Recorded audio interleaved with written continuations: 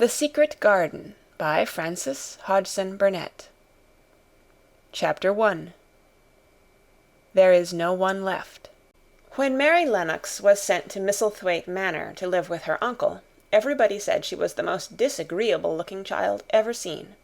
It was true, too. She had a little thin face and a little thin body, thin light hair and a sour expression.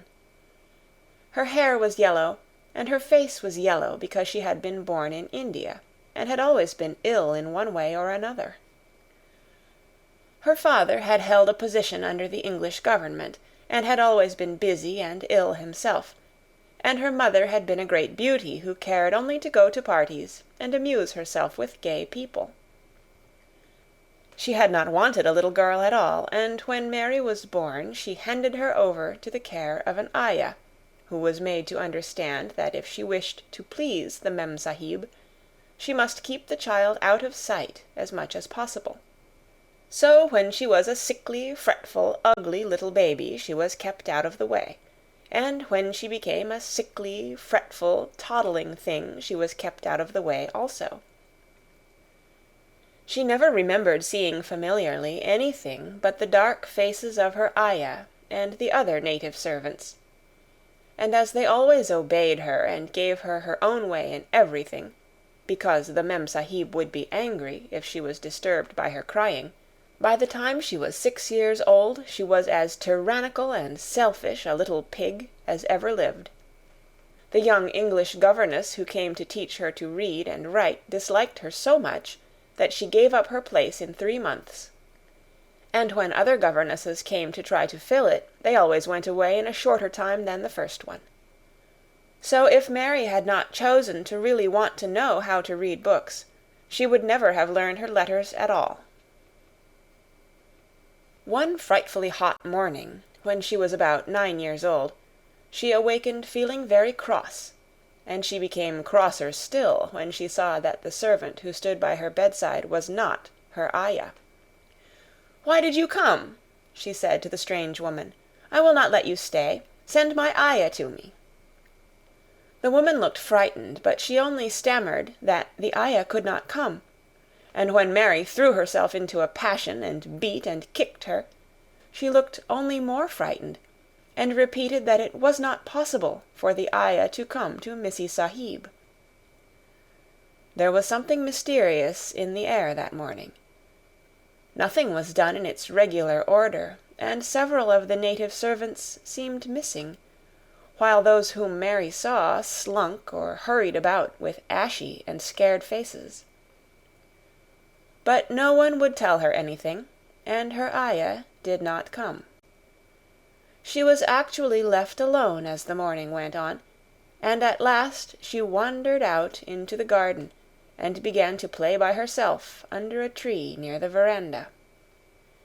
She pretended that she was making a flower bed, and she stuck big scarlet hibiscus blossoms into little heaps of earth, all the time growing more and more angry, and muttering to herself the things she would say, and the names she would call Saidi when she returned. "Pig! Pig! Daughter of pigs!" she said, because to call a native a pig is the worst insult of all. She was grinding her teeth and saying this over and over again when she heard her mother come out on the veranda with someone. She was with a fair young man, and they stood talking together in low, strange voices. Mary knew the fair young man who looked like a boy. She had heard that he was a very young officer who had just come from England. The child stared at him, but she stared most at her mother. She always did this when she had a chance to see her, because the Mem Sahib, Mary used to call her that, oftener than anything else, was such a tall, slim, pretty person, and wore such lovely clothes. Her hair was like curly silk, and she had a delicate little nose which seemed to be disdaining things, and she had large, laughing eyes. All her clothes were thin and floating, and Mary said they were full of lace. They looked fuller of lace than ever this morning, but her eyes were not laughing at all. They were large and scared, and lifted imploringly to the fair boy officer's face. "Is it so very bad? Oh, is it?" Mary heard her say. "Awfully," the young man answered in a trembling voice. "Awfully, Mrs. Lennox. You ought to have gone to the hills 2 weeks ago." The Mem-Sahib wrung her hands. "Oh, I know I ought," she cried. "I only stayed to go to that silly dinner party. What a fool I was!" At that very moment such a loud sound of wailing broke out from the servants' quarters that she clutched the young man's arm, and Mary stood shivering from head to foot. The wailing grew wilder and wilder. "What is it? What is it?" Mrs. Lennox gasped. "Someone has died," answered the boy officer. "You did not say it had broken out among your servants." "I did not know," the Mem-Sahib cried. "Come with me, come with me." And she turned and ran into the house.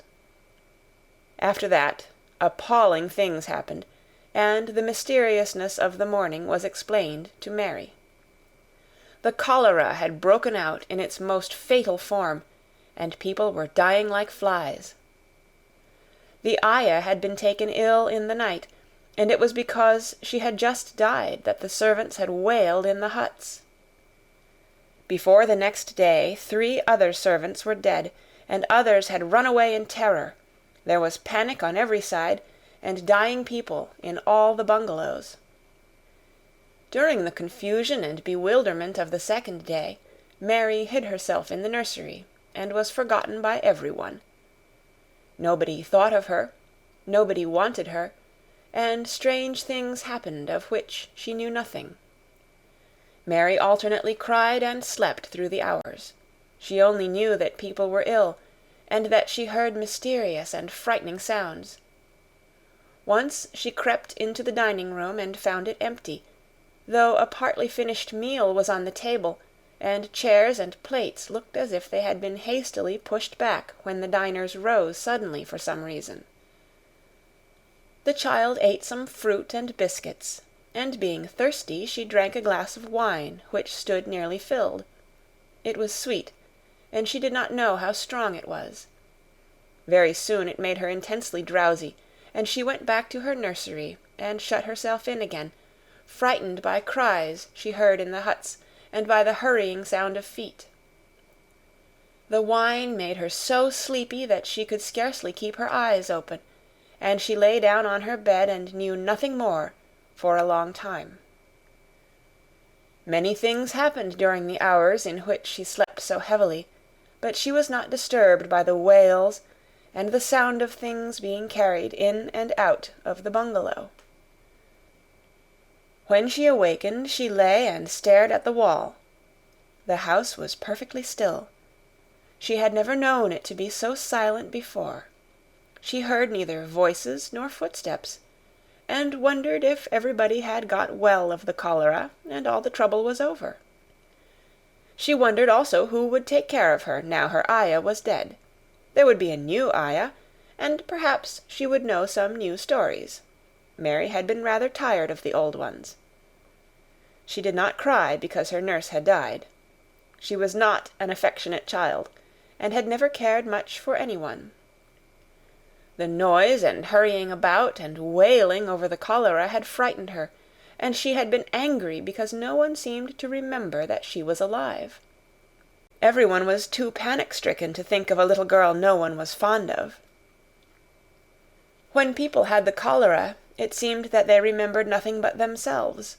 But if everyone had got well again, surely someone would remember and come to look for her. But no one came, and as she lay waiting, the house seemed to grow more and more silent. She heard something rustling on the matting, and when she looked down she saw a little snake gliding along and watching her with eyes like jewels. She was not frightened because he was a harmless little thing who would not hurt her, and he seemed in a hurry to get out of the room. He slipped under the door as she watched him. "How queer and quiet it is," she said. "It sounds as if there were no one in the bungalow but me and the snake." Almost the next minute she heard footsteps in the compound, and then on the veranda. They were men's footsteps, and the men entered the bungalow and talked in low voices. No one went to meet or speak to them, and they seemed to open doors and look into rooms. "What desolation!" she heard one voice say. "That pretty, pretty woman! I suppose the child, too. I heard there was a child, though no one ever saw her." Mary was standing in the middle of the nursery when they opened the door, a few minutes later. She looked an ugly, cross little thing, and was frowning because she was beginning to be hungry and feel disgracefully neglected. The first man who came in was a large officer she had once seen talking to her father. He looked tired and troubled, but when he saw her he was so startled that he almost jumped back. "Barney!" he cried out. "There is a child here! A child alone in a place like this! Mercy on us, who is she?" "I am Mary Lennox," the little girl said, drawing herself up stiffly. She thought the man was very rude to call her father's bungalow a place like this. "I fell asleep when everyone had the cholera, and I have only just wakened up. Why does nobody come?" "It is the child no one ever saw," exclaimed the man, turning to his companions. "She has actually been forgotten." "Why was I forgotten?" Mary said, stamping her foot. "Why does nobody come?" The young man, whose name was Barney, looked at her very sadly. Mary even thought she saw him wink his eyes, as if to wink tears away. "Poor little kid," he said. "There is nobody left to come." It was in that strange and sudden way that Mary found out that she had neither father nor mother left, that they had died and been carried away in the night, and that the few native servants who had not died also had left the house as quickly as they could get out of it, none of them even remembering that there was a Missee Sahib. That was why the place was so quiet. It was true that there was no one in the bungalow but herself and the little rustling snake. End of Chapter 1. The Secret Garden by Frances Hodgson Burnett. Chapter 2. Mistress Mary, quite contrary. Mary had liked to look at her mother from a distance, and she had thought her very pretty, but as she knew very little of her, she could scarcely have been expected to love her or to miss her very much when she was gone. She did not miss her at all, in fact, and as she was a self-absorbed child, she gave her entire thought to herself, as she had always done. If she had been older, she would no doubt have been very anxious at being left alone in the world, but she was very young, and as she had always been taken care of, she supposed she always would be. What she thought was that she would like to know if she was going to nice people, who would be polite to her and give her her own way, as her ayah and the other native servants had done. She knew that she was not going to stay at the English clergyman's house where she was taken at first. She did not want to stay. The English clergyman was poor, and he had 5 children nearly all the same age, and they wore shabby clothes and were always quarreling and snatching toys from each other. Mary hated their untidy bungalow and was so disagreeable to them that after the first day or two nobody would play with her. By the second day they had given her a nickname which made her furious. It was Basil who thought of it first. Basil was a little boy with impudent blue eyes and a turned-up nose, and Mary hated him. She was playing by herself under a tree, just as she had been playing the day the cholera broke out. She was making heaps of earth and paths for a garden, and Basil came and stood near to watch her. Presently he got rather interested, and suddenly made a suggestion. "Why don't you put a heap of stones there, and pretend it is a rockery?" he said. "There, in the middle." And he leaned over her to point. "Go away!" cried Mary. "I don't want boys. Go away!"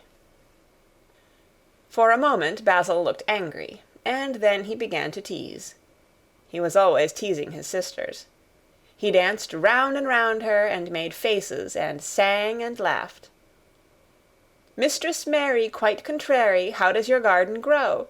With silver bells and cockle shells, and marigolds all in a row."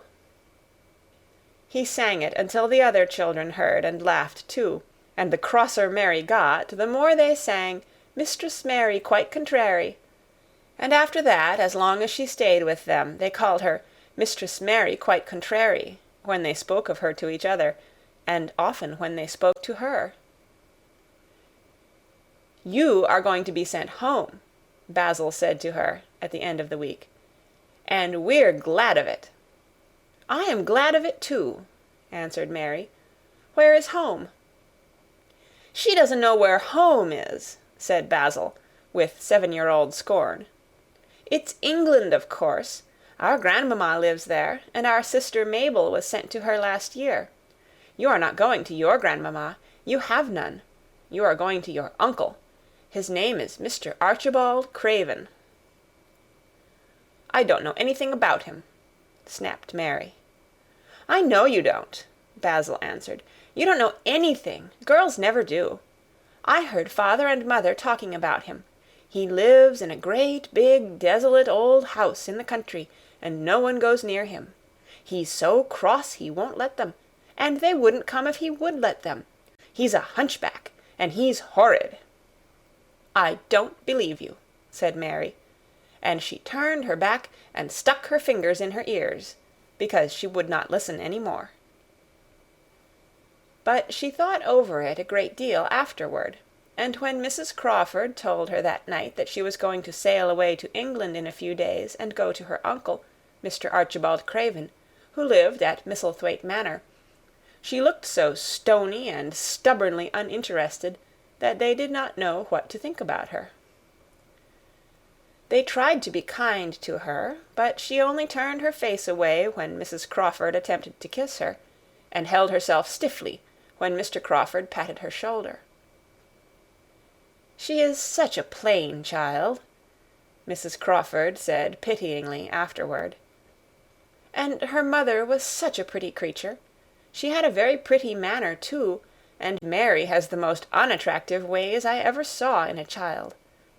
The children call her Mistress Mary quite contrary, and, though it's naughty of them, one can't help understanding it." Perhaps if her mother had carried her pretty face and her pretty manners oftener into the nursery, Mary might have learned some pretty ways too. It is very sad, now the poor beautiful thing is gone, to remember that many people never even knew that she had a child at all. "I believe she scarcely ever looked at her," sighed Mrs. Crawford. "When her ayah was dead, there was no one to give a thought to the little thing. Think of the servants running away and leaving her all alone in that deserted bungalow. Colonel McGrew said he nearly jumped out of his skin when he opened the door and found her standing by herself in the middle of the room." Mary made the long voyage to England under the care of an officer's wife, who was taking her children to leave them in a boarding school. She was very much absorbed in her own little boy and girl, and was rather glad to hand the child over to the woman Mr. Archibald Craven sent to meet her in London. The woman was his housekeeper at Misselthwaite Manor, and her name was Mrs. Medlock. She was a stout woman with very red cheeks and sharp black eyes. She wore a very purple dress, a black silk mantle with jet fringe on it, and a black bonnet with purple velvet flowers which stuck up and trembled when she moved her head. Mary did not like her at all, but as she very seldom liked people, there was nothing remarkable in that. Besides which, it was very evident Mrs. Medlock did not think much of her. "My word, she's a plain little piece of goods," she said. "And we'd heard that her mother was a beauty. She hasn't handed much of it down, has she, ma'am?" "Perhaps she will improve as she grows older." the officer's wife said good-naturedly. "If she were not so sallow and had a nicer expression, her features are rather good. Children alter so much." "She'll have to alter a good deal," answered Mrs. Medlock. "And there's nothing likely to improve children at Misselthwaite, if you ask me." They thought Mary was not listening, because she was standing a little apart from them at the window of the private hotel they had gone to. She was watching the passing buses and cabs and people, but she heard quite well, and was made very curious about her uncle and the place he lived in. What sort of a place was it, and what would he be like? What was a hunchback? She had never seen one. Perhaps there were none in India. Since she had been living in other people's houses, and had had no ayah, she had begun to feel lonely, and to think queer thoughts which were new to her. She had begun to wonder why she had never seemed to belong to anyone, even when her father and mother had been alive. Other children seemed to belong to their fathers and mothers, but she had never seemed to really be anyone's little girl. She had had servants, and food and clothes, but no one had taken any notice of her. She did not know that this was because she was a disagreeable child, but then, of course, she did not know she was disagreeable. She often thought that other people were, but she did not know that she was so herself. She thought Mrs. Medlock the most disagreeable person she had ever seen, with her common, highly-coloured face and her common fine bonnet. When the next day they set out on their journey to Yorkshire, she walked through the station to the railway carriage with her head up and trying to keep as far away from her as she could, because she did not want to seem to belong to her. It would have made her angry to think people imagined she was her little girl. But Mrs. Medlock was not in the least disturbed by her and her thoughts. She was the kind of woman who would stand no nonsense from young ones. At least, that is what she would have said if she had been asked. She had not wanted to go to London just when her sister Maria's daughter was going to be married, but she had a comfortable, well-paid place as housekeeper at Misselthwaite Manor, and the only way in which she could keep it was to do at once what Mr. Archibald Craven told her to do. She never dared even to ask a question. "Captain Lennox and his wife died of the cholera," Mr. Craven had said in his short, cold way. "Captain Lennox was my wife's brother, and I am their daughter's guardian. The child is to be brought here. You must go to London and bring her yourself." So she packed her small trunk and made the journey. Mary sat in her corner of the railway carriage and looked plain and fretful. She had nothing to read or to look at, and she had folded her thin little black-gloved hands in her lap.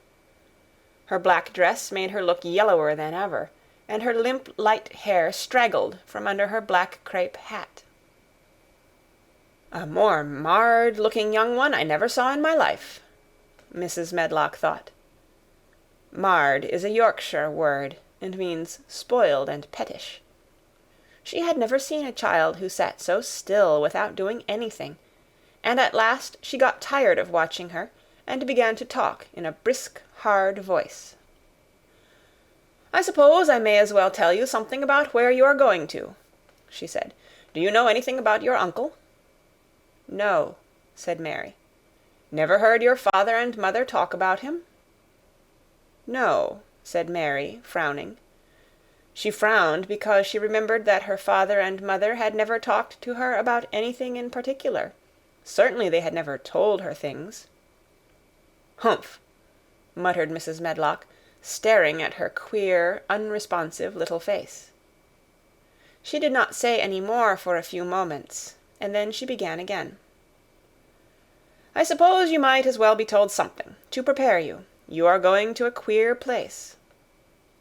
Mary said nothing at all, and Mrs. Medlock looked rather discomfited by her apparent indifference. But, after taking a breath, she went on. "Not but that it's a grand big place in a gloomy way, and Mr. Craven's proud of it in his way, and that's gloomy enough too. The house is 600 years old, and it's on the edge of the moor, and there's near 100 rooms in it, though most of them shut up and locked. And there's pictures and fine old furniture and things that's been there for ages. And there's a big park round it, and gardens, and trees with branches trailing to the ground, some of them." She paused, and took another breath. "But there's nothing else," she ended suddenly. Mary had begun to listen in spite of herself.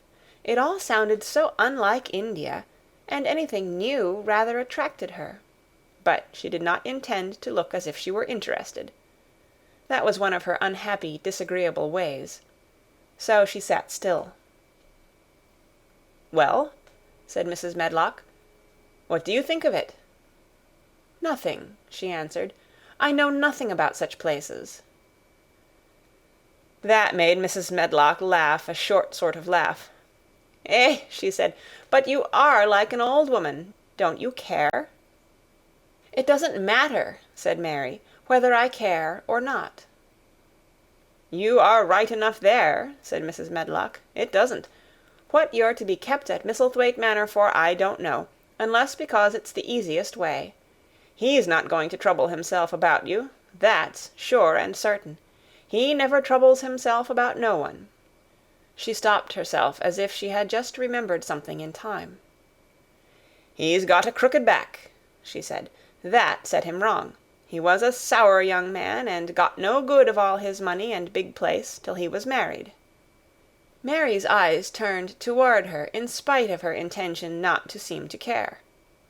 She had never thought of the hunchback's being married, and she was a trifle surprised. Mrs. Medlock saw this, and as she was a talkative woman, she continued with more interest. This was one way of passing some of the time, at any rate. "She was a sweet, pretty thing, and he'd have walked the world over to get her a blade o' grass she wanted. Nobody thought she'd marry him, but she did, and people said she married him for his money. But she didn't. She didn't. Positively. When she died—" Mary gave a little involuntary jump. "Oh, did she die?" she exclaimed, quite without meaning to.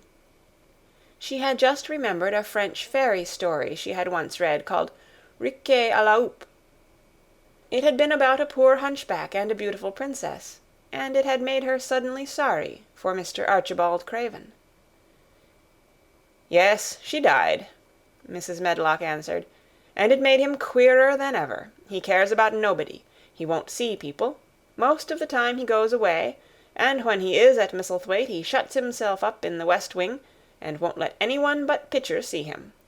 Pitcher's an old fellow, but he took care of him when he was a child, and he knows his ways." It sounded like something in a book, and it did not make Mary feel cheerful. A house with 100 rooms, nearly all shut up and with their doors locked, a house on the edge of a moor, whatsoever a moor was, sounded dreary. A man with a crooked back who shut himself up also. She stared out of the window with her lips pinched together, and it seemed quite natural that the rain should have begun to pour down in grey slanting lines, and splash and stream down the window panes. If the pretty wife had been alive, she might have made things cheerful by being something like her own mother, and by running in and out and going to parties, as she had done in frocks full of lace. But she was not there any more. "You needn't expect to see him, because 10 to 1 you won't," said Mrs. Medlock. "And you mustn't expect that there will be people to talk to you. You'll have to play about and look after yourself. You'll be told what rooms you can go into and what rooms you're to keep out of. There's gardens enough. But when you're in the house, don't go wandering and poking about. Mr. Craven won't have it." "I shall not want to go poking about," said sour little Mary, and just as suddenly as she had begun to be rather sorry for Mr. Archibald Craven, she began to cease to be sorry, and to think he was unpleasant enough to deserve all that had happened to him. And she turned her face toward the streaming panes of the window of the railway carriage, and gazed out at the grey rainstorm, which looked as if it would go on for ever and ever. She watched it so long and steadily that the greyness grew heavier and heavier before her eyes, and she fell asleep. End of chapter 2.